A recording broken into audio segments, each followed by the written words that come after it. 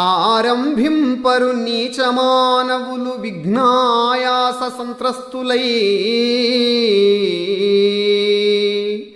ఆరంభించి పరిత్యజింతురు విఘ్నాయత్తులై మధ్యముల్,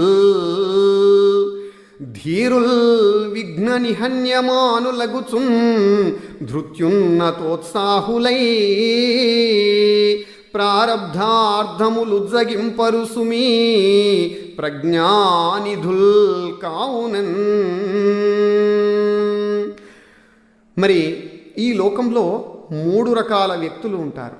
ఒకరు నీచులు, మధ్యములు, ఉత్తములు. అయితే చాలామంది ఎన్నెన్నో చేయాలనుకుంటారు, ఏది చేయలేకపోతారు.